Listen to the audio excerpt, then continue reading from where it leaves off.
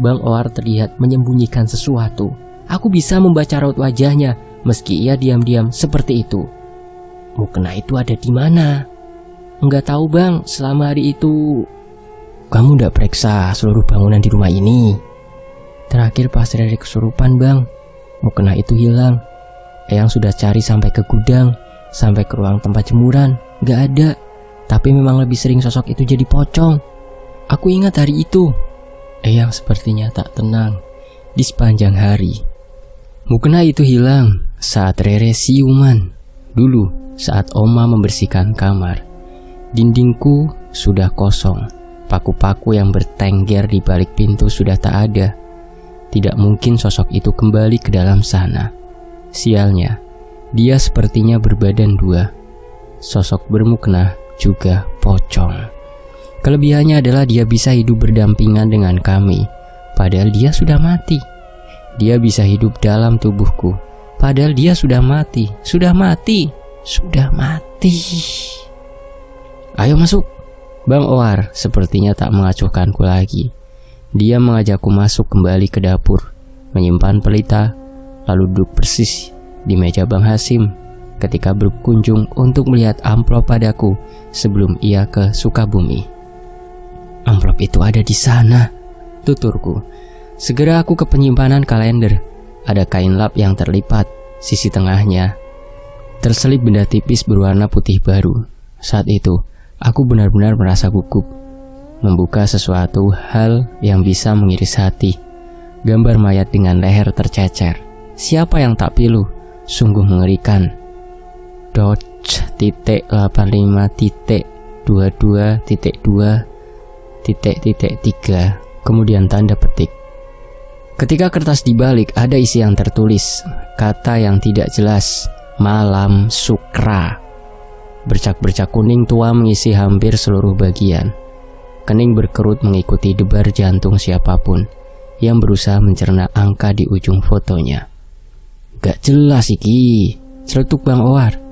Ia lantas menunjuk kalimat dengan ujung kukunya. Malam Sukra. Di Kejawen Wetan adalah malam Jumat. Ada yang pernah mati di sini? Mungkin tapi yang bilang tempat ini beda. Tanganku gesit menunjuk ventilasi panjang yang sempat tertangkap kamera. Kalau rumah dimodifikasi memang sudah nggak sama. Rumah ini dibangun tahun berapa? Pas ayah SD, tahunnya kurang tahu bang. Ayo kita tanya yang saja. Tanganku tertarik begitu aku bersiap pergi.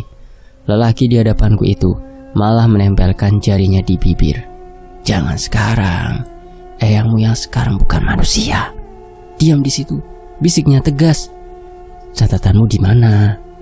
Mendengar ucapan Bang Oar membuat sekujur tubuhku bergetar hebat. Darahku mendesir, seolah berkumpul di ujung kepala. Di sisi lain, catatan yang aku tulis masih di kamar. Kami bergegas. Ia menenteng pelita dan amplop itu berpindah ke tanganku. Bang Oar melesat saat suara sumbang terdengar dari arah luar. Kami berpikir jika Rere sudah pulang di antar kawannya. Tapi semakin mendekat ke lorong, tidak ada tanda-tanda Rere mengucap salam. Lorong kamar Eyang bersebelahan lemari besar, lalu kamarku. Detik itu, ketakutan dan kegelisahan seolah saling berputar di satu titik dalam nadiku. Baru aku melesat ke arah kamar Eyang. Suara sumbang tadi tiba-tiba saja berubah bisikan. Wes teko, wes teko. Kata itu terus terulang-ulang, seperti gelombang yang terpantul dari sudut ruang yang lain. Wes teko, wes teko. Sosok yang hampir membunuhku seakan berada persis dalam tubuhku. Dia meneriakiku dengan keras, seolah merobek daun telingaku dengan suara lengkingannya. Bang, apa itu? Cecarku. Bang Oar segera memberi kode agar aku tutup mulut. Dia membisikkan sesuatu. Kalau aku harus berpura-pura tak mendengar apa-apa. Kembali pada perjanjian awal, semua harus penuh kepura-puraan. Kali ini, aku seakan tidak menjadi diriku sendiri. Kutatap arah pintu kamar Eyang. Pintu itu tertutup rapat. Pintu yang selama kujadikan satu-satunya ruang pertahanan dari segala ruang, sekarang menjadi sumber kematian. Cahayu, mlebu, turu. Tiba-tiba suara Eyang terdengar pelan. Bukan, itu bukan suara Eyang. Eyang tidak pernah mengunci kamar sebelum aku masuk. Seketika, dingin mengorek saraf lututku. Keringat panas mulai menetes. Sekian kali aku mendengar sosok bermukna itu, persis seperti saat ini. Dia selalu menyanjungku dengan sebutan Cahayu, menyuruhku tidur bersama, tapi sebenarnya ia ingin membunuhku. Jawab, kamu belum pernah membalasnya. Gak mau, aku takut bang. Jangan memekik, balas sebelum dia keluar, bisik Bang Owar. Dalam bisu dan hening, kami seolah saling menatap dengan tatapan dingin. Bang Owar menekan lenganku sedikit paksa. Ia mungkin sudah tidak peduli aku bercucuran keringat. Nggih, iya Yang, tutup pintu dulu. Tidak ada yang menyangka. Selepas itu sosok pocong di dalam kamar Eyang tertawa sangat pelan. Demi Allah, aku yakin Eyang di sana sedang menjerit menangis, sama seperti aku yang seperti terikat dalam tubuhnya. Ia melilitku kain kafan. Dia menyamaiku dengan dirinya saat tewas. Leherku, tulang, bola mataku, semuanya seperti sedang mengalami pembakaran. Saat hendak ke kamarku, keadaan rumah tiba-tiba kembali menjadikanku seperti patung. Nafasku seakan terhenti begitu melihat Bagas sudah berdiri di luar jendela. Jendela yang berada di ruang tengah, persis beberapa meter dari tempatku berdiri. Astagfirullah. Bang Owar menjeda langkah. Ia ikut mematung, manakala sosok Bagas yang kusebut tadi mematung, melotot ke arah kami dengan telunjuk terangkat ke depan. Detik-detik yang menegangkan itu, aku seperti kapas yang ingin terbang, terbawa arus angin. Tubuhku sudah terasa tak bertulang. Bang, ayo lari ke belakang. Jangan Mel, Khodam Bagas menunjuk kamar Eyangmu. Saya baru menyadari ada dia di sini saat benda ini dikeluarkan.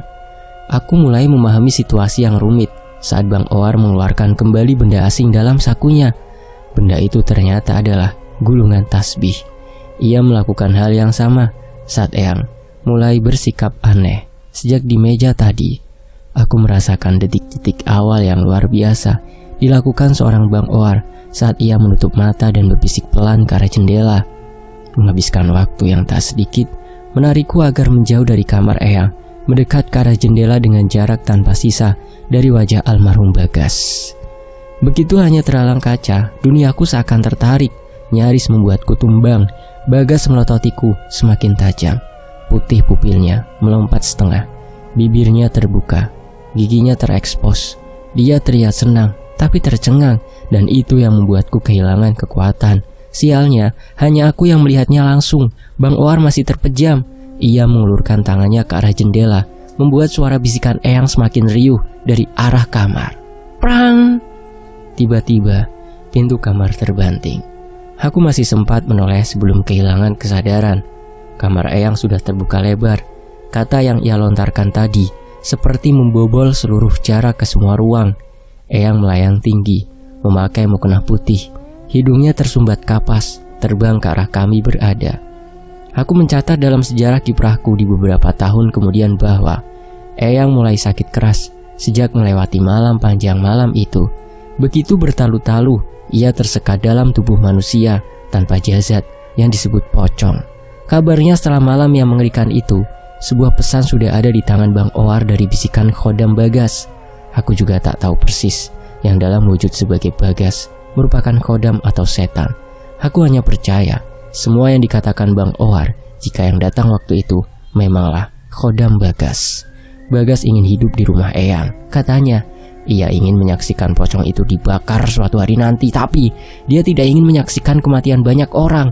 Makanya dia hanya di luar rumah.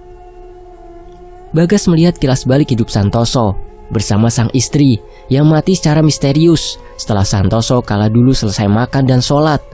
Tidak ada yang bisa memecahkan bagaimana pasutri itu tewas gantung diri, termasuk Bagas yang sudah setempat dengan mereka. Bagas juga memperingatkan jika akan banyak sekali korban jiwa di masa mendatang apabila pemilik mukena itu masih berkeliaran dan hidup dalam gantungan mukena di kamar Eyang. Sementara itu, Tahun 1984, rumah singgah Sardeh Mada. Sebelum kejadian yang menimpa Eyang, memang beliau kembali merasa sakit pada lehernya. Eyang mengeluhkan itu padaku sebelum mengemasi tas Rere pergi kelompok belajar. Rupanya saat itu Eyang sudah mulai merasakan pusing dan mencium bau bangkai. Kerabat Eyang yang di luar kota datang saat mendengar aku dan Eyang dibawa ke balai kesehatan jauh dari Siliwangi.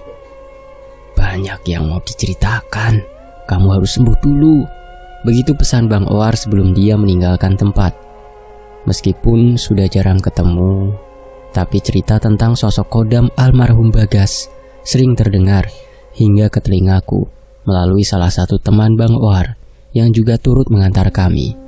Nanti aku kenalkan dia di sini. Rere tetap ada di Siliwangi. Dia tinggal tetap bersama kami di rumah singgah ini sudah beberapa bulan, menunggu Eyang melewati masa proses pemulihan panjang. Hasil pemeriksaan berkata kalau leher Eyang nyaris patah karena berniat gantung diri. Padahal cerita asli tidak seperti yang diberitakan dokter dan para saksi palsu bapak-bapak yang dipanggil Bang Owar malam itu.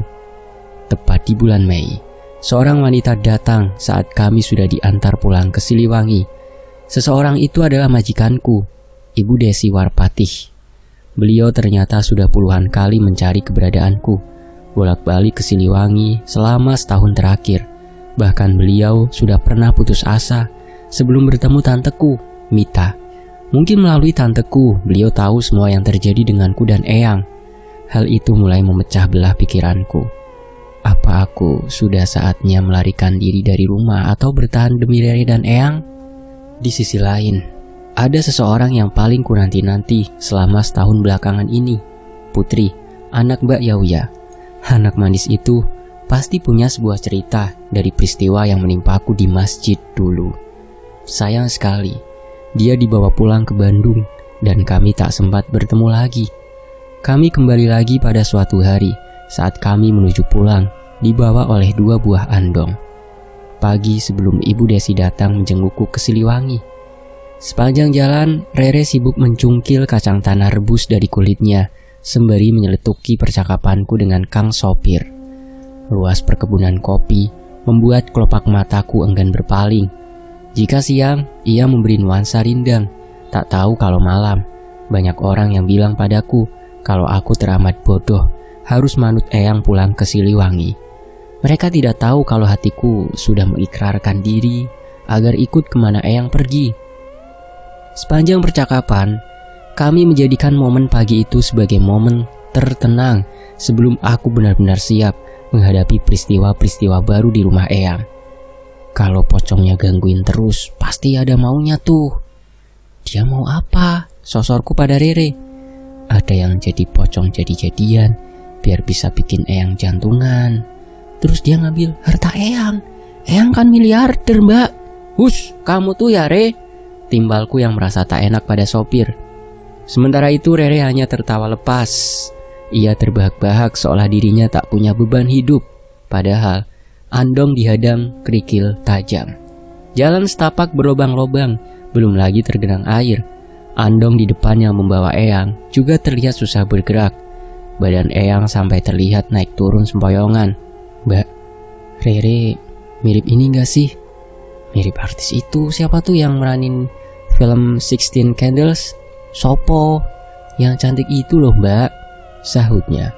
Ia kini tengah sibuk memainkan poni belah duanya sambil tersenyum centil. Mungkin cari perhatian sama Kang Sopir. "Ponimu tuh persis banget kayak Jojon," ejekku, lantas membuatnya kembali terbahak-bahak. "Dian, masa disamain embok sih?" Walaupun gitu, dia gak pernah kehabisan kontrak, Re. Siliwangi hari itu begitu tenang dan sepi. Aku tiba dan disambut dengan pamflet panjang yang sobek. Di sana telah tertulis selamat menyambut Hari Raya Idul Fitri. Benda itu terpajang melintang di atas batu Tugu Rumpang 2. Tak kami sangka, tahun ini properti desa sedikit menetaskan perkembangan. Begitu kami sampai di rumah, kami tak langsung masuk rumah. Kami lekas mengambil air wudhu di kamar mandi belakang, lalu sholat di pendopo pipi. Halaman rumah begitu berbeda. Belukar liar mengakar dan menjalar kemana-mana, menjadikan suasana siang hari begitu suram. Intinya tak ada tanda-tanda Bibi Lija pernah datang membereskan pekarangan rumah. "Eyang, ada bendera putih di belakang rumah?" tanyaku seketika. Saat selesai beribadah, mataku tak sengaja mengarah ke pelataran teras samping. "Coba periksa dulu, Re." Rere berlari karena Eyang menyuruh. Ia lantas sigap memeriksa keadaan. Menusuk benda asing itu asal dengan ranting-ranting kayu. "Sini deh, Mbak." Aku segera melepas kerudung, lantas ikut beranjak. Ada tanda pesiaroh yang menaburkan daun pandan dan bunga di sekeliling bendera putih itu. Batu terselip kertas yang bertuliskan Bagas Darmawan membuatku terkesiap.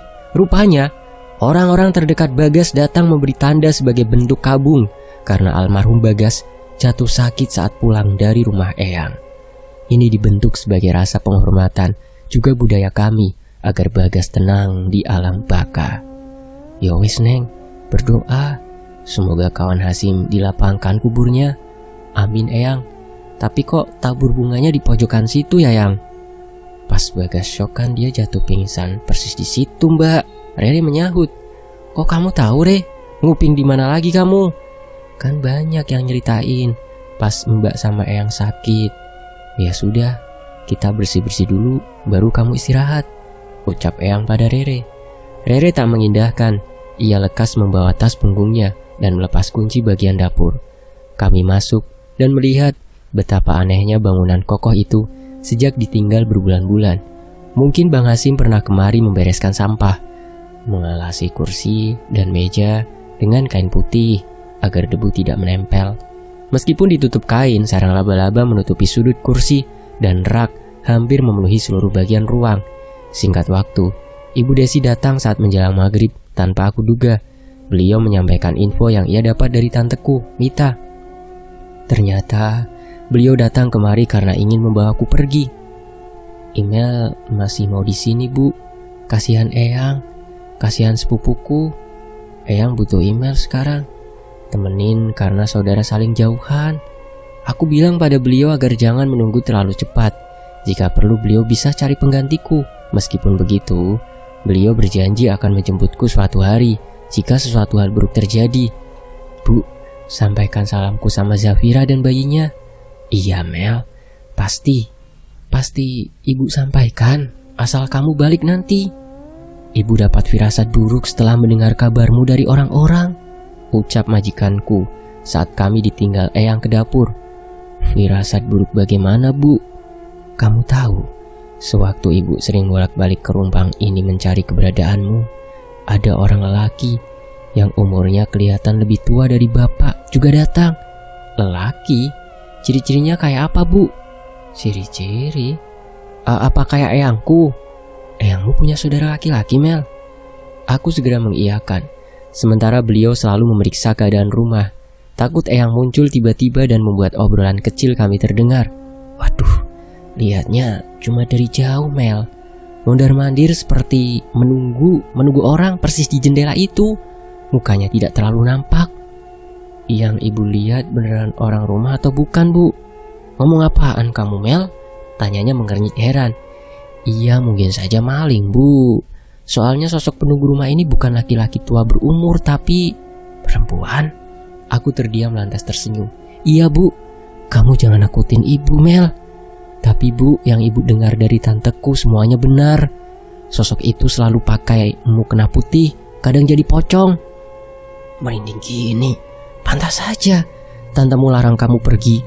Dia punya pesan aneh sebelum ibu kemari." "Tanteku berpesan apa, Bu?" Seketika pembicaraanku dan Ibu Desi terhenti. Eyang muncul membawa senampan minuman hangat, juga oleh-oleh tadi siang. Aku menunggu Eyang pergi setelah berbasa-basi, lalu obrolan kami lanjutkan. "Hati-hati dengan orang terdekat.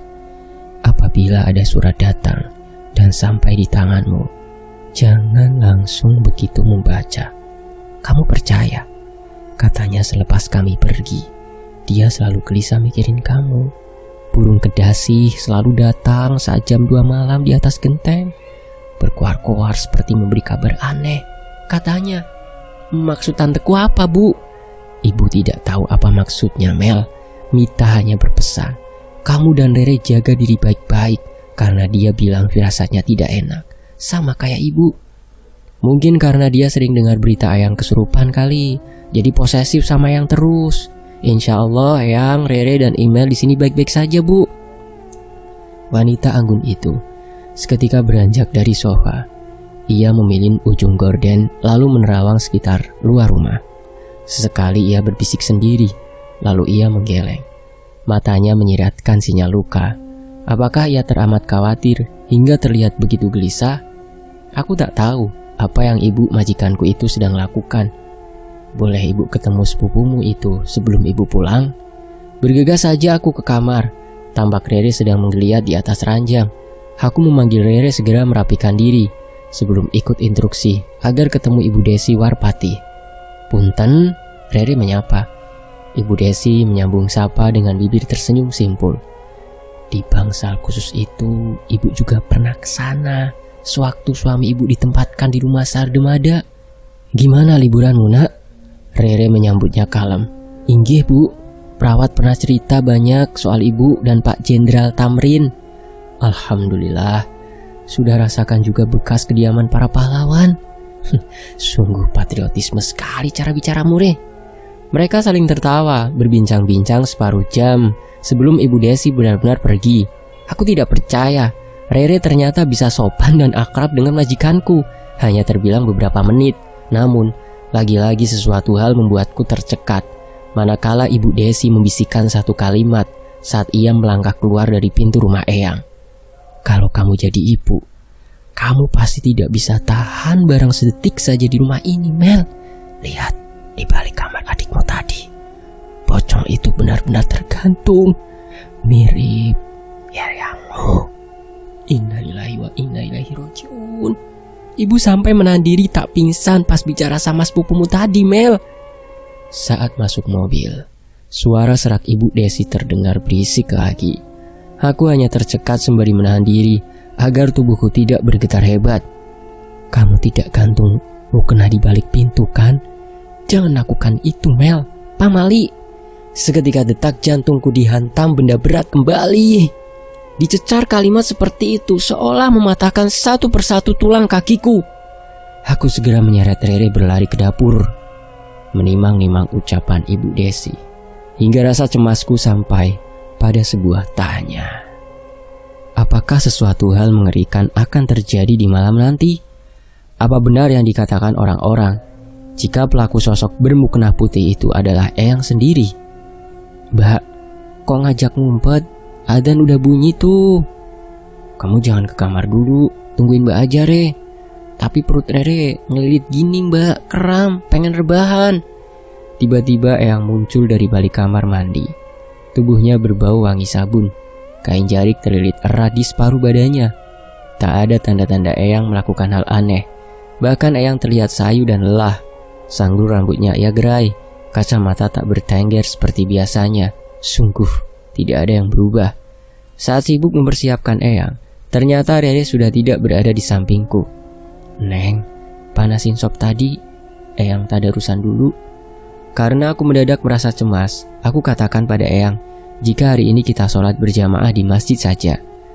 Email rindu aktivitas masjid bareng Aiswayang. Boleh ya, kita bertiga sholat di masjid sampai Isya. Eyang hanya mengangguk dan tidak berkomentar lagi. Beliau melenggang menuju kamar mencari mukenahnya di laci. Sementara itu aku terus mengikuti jejaknya sampai lupa belum memeriksa keadaan Rere di kamar. Kamar yang tadi dibicarakan Ibu Desi tertutup rapat. Rere berada di dalam, tidur terlentang tanpa merasa gelisah sama sekali. Sosok pocong sudah tidak ada di balik pintu. Yang ada di sana hanya gamis dan kerudung. Re, tidur ya? Ikut sholat dulu yuk. Mbak, ini Rere lagi mens, gak ikut dulu, langsung belajar aja. Sedikit membuat bibirku keluh saat ia memperlihatkan sesuatu di belakang celana. Bercak itu menandakan sesuatu hal buruk akan terjadi jika aku membiarkan Rere sendiri di rumah. Jin akan suka orang yang sedang datang bulan. Begitu mitos nenek moyang dulu. Terpaksa malam ini aku dan Eyang kembali menggelar sajadah di ruang tengah. Eyang, minyak tanah Rere habis, gimana dong? Seletuk Rere. Gadis itu muncul dari kamar selepas kami menggelar sajadah.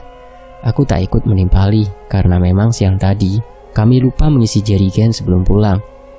Abis sholat biar ditemenin mbakmu jajan di warung. Belajar di kamar Eyang dulu aja, tutur Eyang.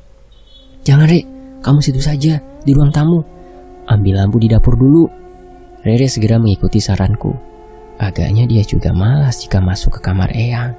Kamar itu pengap dan lembab. Lampunya juga tak kalah redup dari lampu kamarku. Anak nakal, dibilangin orang manut, bisik Eyang. Biarin saja, Rere kan mau belajar. Lampunya mesti terang benderang. Aku sudah hampir gila ketika membaca raut wajah Eyang yang semakin hari semakin berubah-ubah. Dan itu terjadi saat Eyang sering kerasukan. Tapi ucapan Bang Owar membuatku sadar. Aku tak bisa mencurigai sembarangan orang. Dosa juga jika terus mencurigai Eyang. Sosok pocong yang mirip Eyang kata orang-orang hanyalah ilusi semata. Bisa saja sosok itu sengaja mengelabui kami dengan menyamai wajahnya dengan wajah Eyang. Sepanjang sholat itu bisa dikatakan aku hanya memikirkan Rere. Bagaimana tidak, sedari awal anak itu terdengar sibuk sendiri. Ia seperti berlari dari bangku pertama hingga ke bangku ujung. Meskipun jarak dari tempat kami sholat lumayan jauh, tapi telingaku cukup terganggu karena ulahnya. Ada apa dengan Rere? Ada apa? Rasa cemas dan khawatir datang melanda, apalagi saat rakaat terakhir. Ia mengeluarkan derit suara tertahan sembari berlari mendekat ke arah kami. Ada apa sih? Selidikku sholat selesai. Buru-buru aku melepas mukena, lalu menarik Rere semakin mendekat. Rere malah tidak menanggapi. Ia terbirit-birit memeluk Eyang di tempatnya. Ada Pak D datang. Pak D sopore. Yang jelas kalau ngomong, tegas Eyang. Pak D datang tapi tiba-tiba hilang. Ngawur kamu, bisikku tak percaya. Rere sumpah demi Allah mbak, Pak D datang. Tapi pas Rere ketahuan ngintip dia, tiba-tiba Pak D langsung hilang. Gambar jenazah dalam amplop kiriman Pak D. Mimpi beruntun yang selalu datang nyaris setiap malam mengganggu tidurku. Pesan dari Tante Mita, semua itu datang tiba-tiba, memenuhi kepalaku dengan rasa sesak tak tertahan. Pertanda apa lagi ini? Jangan percaya tahayul. Eyang menahan Rere dengan suara tegas. Rahangnya yang mulai keriput terlihat menegang saat aku hendak mencari kebenaran tentang apa yang Rere lihat. Benarkah Pak D datang? Bagaimana bisa Pak D datang kemari? Kok Eyang marah gitu? Rere serius. Kalau nggak percaya lihat saja sendiri. Rere beranjak menjauh sembari menghembuskan nafas kasar. Baru kali ini aku melihat Rere seperti itu pada Eyang. Pak Demu sedang bekerja luar kota, jauh. Mana mungkin dia bisa datang kemari? Kalaupun dia mau datang, pasti ngirim surat dulu jauh-jauh hari. Sudah, email akan periksa sendiri. Di luar sana, angin berhembus seperti biasa, dingin, tapi tidak mampu menembus dinding rumah ini. Karena penasaran aku berjalan menuju ujung teras. Kugoyangkan pelita ke segala arah agar cahayanya menyoroti halaman rumah. Namun tidak ada tanda-tanda Pak D datang. Kamu berhalusinasi? Rere menggeleng cepat. Ia mengambil langkah, lantas mendahuluiku ke depan. Pak D, ngumpet di mana orang tua itu? Apa makhluk jadi-jadian ya mbak? Kulirik Eyang di sajadah. Ia masih duduk tenang seolah tak merasa gelisah. Aku memutuskan untuk ke kamar. Rere pun akhirnya menurut saat aku menyuruhnya masuk. Eyang setuju kalau Rere berhalusinasi. Semua yang terjadi dulu diawali hanya dengan halusinasi. Tidak ada yang berubah Eyang. Email gak tahu harus marah ke siapa. Malam itu sebelum Eyang balik ke kamar, aku berbisik mengadu, menyuruhnya agar pergi dari rumah ini demi kebaikan bersama. Kamu pikir semudah itu teror bisa berhenti? Santoso hilang, istrinya, rumah Isya hilang. Semua orang yang pernah menjejakkan kaki di sini akan hilang, Neng. Eyang bukan orang bodoh.